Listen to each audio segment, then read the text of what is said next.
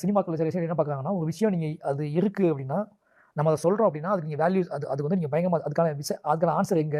அதுக்கான கரெக்ட்டான ஸ்ட்ரக்சர் எங்கன்னுலாம் கேட்பாங்க கதைக்குள்ள.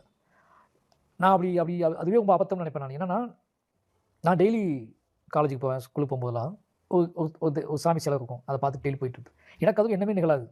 ஆனா டெய்லி நான் அந்த ரோட்ட நினைச்சா அந்த விஷுவல் எனக்கு ஞாபகத்துக்கு வரும்.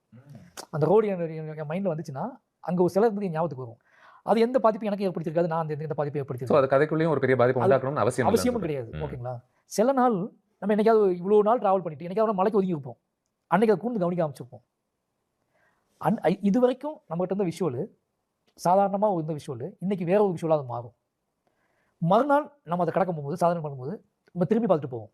அன்னையிலிருந்து அதுக்கும் நமக்கும் ஒரு உறவு ஸ்டார்ட் ஆகும். ஓகேங்களா? அப்ப நாளாக நாளாக என்ன நடக்கும் அப்டின்னா, நமக்கு அந்த அந்த முகமும், அந்த இடமும் நமக்கு தங்க ஆரம்பிச்சுரும். நாம அந்த இடத்த விட்டு வாழ்வினோட பயணத்துல நம்ம டிராவல் பண்ணி வேற இடத்துக்கு வந்ததுக்கப்புறம் கூட, அந்த ஊர் லைஃப்ப பத்தி நினைக்க போகும்போது, அந்த விஷுவல் தானா வரும் உங்களுக்கு. மெட்டாஃபர்ஸ் அப்படிங்கிறது வந்து நாம கிரியேட் பண்றது மட்டும் கிடையாது. நாம ஒரு கதையை வந்து மெட்டாஃபர்ஸ்னா ஒரு கதைய வந்து பூடகமா, ரகசியமா சொல்றதுக்காக உருவாக்கப்பட்டது கிடையாது. நாம வாழ்ந்த வாழ்க்கைக்குள்ள நம்ம கவனிக்காம, நம்ம நம்ம நம்ம வாழ்க்கை நம்ம வாழ்க்கைய கவனிச்சுக்கிட்டு இருந்த சில விஷயங்கள் இருக்கு.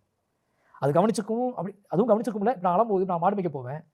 ஒரு நாள் வேற மாதிரி இருக்கும். இன்னொரு நாள் நான் சாதாரணமா மாடுகள கண்ட்ரோல் பண்ணாம பேன்னு உட்கார்ந்துட்டு இருப்பேன். அன்னைக்கு அந்த மாடுங்க என்னைய ஒரு மாரி பார்த்துருக்கும்ல. அது நமக்கு தெரியாதுல்ல. இந்த விஷுவல்ஸ் நமக்கு ஞாபகத்துக்கு வரும்போது, அதுக்குள்ள ஒரு மேஜிக், அதுக்குள்ள ஒரு ஒரு பயங்கரமான ஒரு நேரடியாக ரொம்ப சிம்ப்ளிஃபைடாக மெட்டாஃபர்ஸ் நம்ம பார்க்க வேண்டாம். ஆ கதையில இது குறிக்குது. அது அது குறிக்குது அது வந்து அப்படின்ற ஒரு லைஃப்போட நேரடி நிஜத்த குறிக்குது.